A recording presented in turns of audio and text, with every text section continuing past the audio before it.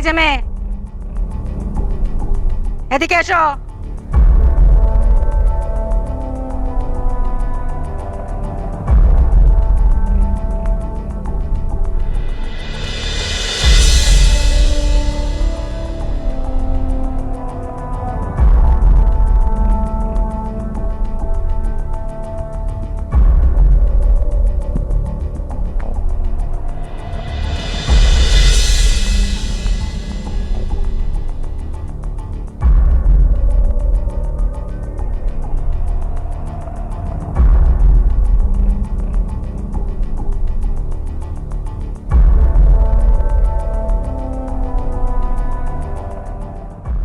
এ কি, এ তো ওর জামাই পড়ে আছে। মেজ বৌমা তার মানে মিছে কথা কয়েছে।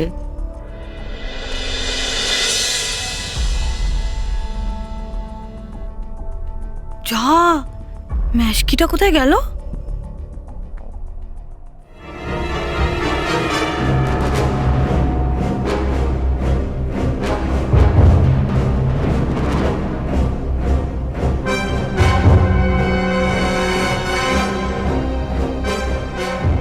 আমিও যেমন মেজ বৌমার কথা বিশ্বাস করে মেয়েটার উপর চেঁচাতে যাচ্ছিল।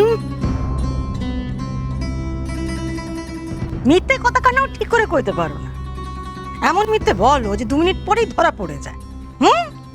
এই মেয়ের ঘাড়ে দোষ চাপি তোমার লাভটা কি হলো শুনি? না না মা, আমি মিথ্যা কথা বলিনি। এই ম্যাশকিটা ওরই, আপনি ওকে জিজ্ঞেস করুন।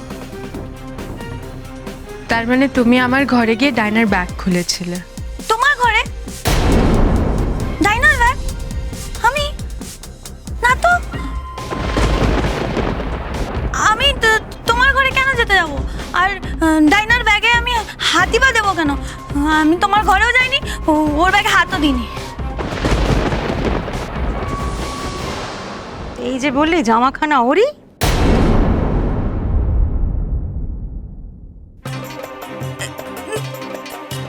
না, ওটা তো আমি মিথ্যা কথা বলেছি।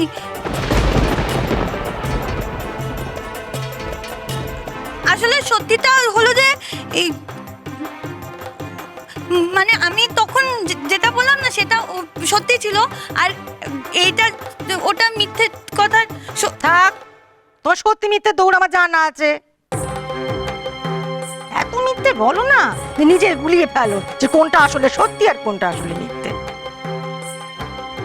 শোনো, এই দুপুর বেলায় না আমার এখানে দাঁড়িয়ে কোন্দল করা ছাড়াও সংসারে অনেক কাজ আছে।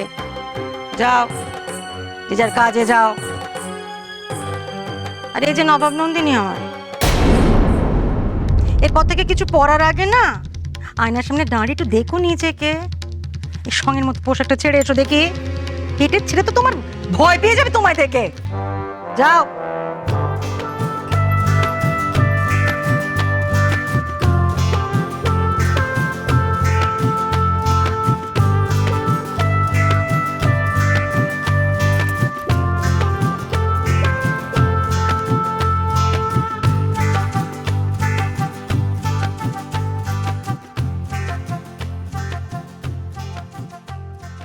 উষসী, উষসী, উষসী, দেখো আমার না আজকে জ্বরটা আসেনি। আমার মনে হয় কি বলতো, ওই ঠান্ডা গরম থেকেই বোধহয় গাটা গরম হয়েছিল, বুঝলে?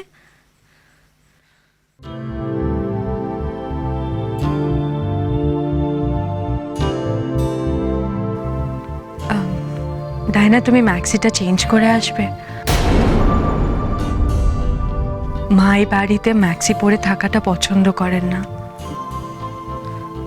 কিন্তু প্রেগনেন্সির সময় ম্যাক্সি পরলে তো সুবিধা হয়। তা হয়তো হয়, কিন্তু তুমি এখন অন্য বাড়িতে এসে রয়েছো। যখন যেখানে থাকতে হয় তখন সেখানের মতো করে নিজেকে বদলে নিতে হয়। এটাই তো বিবর্তনের নিয়ম, স্ট্রাগল ফর এক্সিস্টেন্স। যারা বদলে যাওয়ার সময়ের সঙ্গে নিজেকে মানিয়ে নিতে পারে তারা টিকে যায়, বাকিরা হারিয়ে যায়। তুমি হারিয়ে গেলে চলবে না, তোমার সামনে এখন অনেক বড় লড়াই।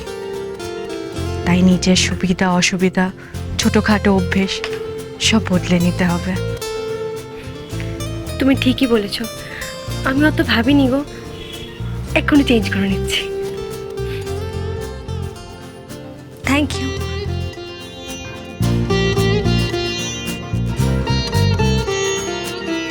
সত্যিও শশী, তোমার ঋণ আমি কোনোদিনও শোধ করতে পারবো না। আমি কি শোধ চেয়েছি? জানো, তোমাকে যত দেখি তত অবাক হই। সত্যি, সবাই যদি তোমার মতো হতো। তাই না? সবাই সবার মতো করে ভালো, আবার কোথাও কোথাও খারাপ। আমারও কি আর সবটা ভালো? আমিও কি আজ অবধি মায়ের ভালোবাসা, নিশিতের বিশ্বাসের সঠিক মর্যাদা দিতে পেরেছি? এর চেয়ে বেশি তুমি আর কি করতে পারো বলো? জানি না, তবে কি জানো, কিছু কিছু ঋণ থাকে যা কোনোদিনও শোধ করা যায় না। আমার নিজের বাবা মা নেই, কিন্তু এই পরিবারটা, নিশিত আমাকে অনেক কিছু দিয়েছে। তার বদলে আমি খুব সামান্যই ফেরত দিতে পেরেছি।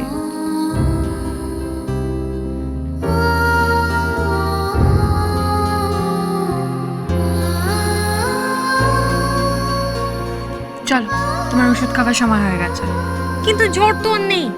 অ্যান্টিবায়োটিকের কোর্সটা তো শেষ করতে হবে। চলো চলো।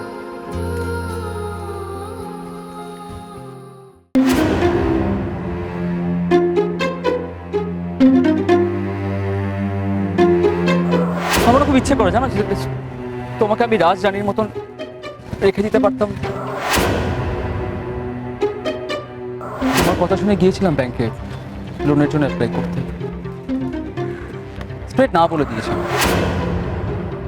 তুমি কি কিছু টাকার অ্যারেঞ্জমেন্ট করতে পারো? মানে কিছু টাকা।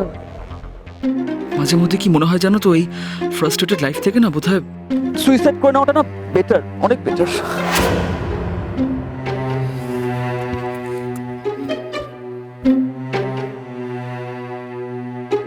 সোমা, তুমি কি করেছো? তুমি বিয়ে করে ফেলেছো? হাই গোপাল, মা তো মেনেই নিয়েছিল, তুমি বিয়ে করতে গেলে কেন? তোমাকে মাথা খারাপ হয়ে গেছে? ও মা, বদ্দি দেখে যাও সোমা কি করেছে। ছেলেটা সিদ্ধার্থই তো। হ্যাঁ, কি গো? মেজ বৌমা, এত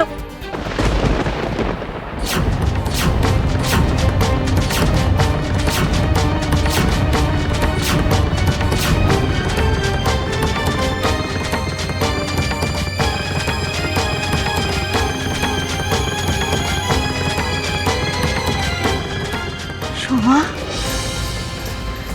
কি কেলেঙ্কারি করে এলি? হ্যাঁ, তুই এ বাড়ির মেয়ে হয়ে পালিয়ে বিয়ে করে চলে এলি? এখন আমার চুপ করে থাকাই ভালো। মা যদি নাটকের ব্যাপারটা জানতে পারে তাহলে আবার ঝামেলা বাঁধবে। তোরা ভাই বোনরা কি এই বংশের মান সম্মান একেবারে ধুলোর সঙ্গে মিশিয়ে দিবি? তোদের পেটে ধরে কি পাপ করেছিল রে? হ্যাঁ, তোদের মা হওয়ার অপরাধে তো নরকেও ঠাঁই হবে না রে আমার।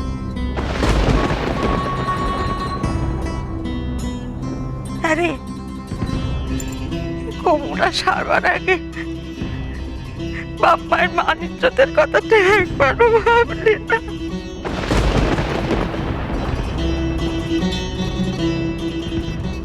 মা, তুমি যেটা ভাবছো সেরকম কিচ্ছু না। আজ আমাদের কলেজে নাটকের রিহার্সাল ছিল, তাই ড্রেসটা চেঞ্জ করা হয়নি।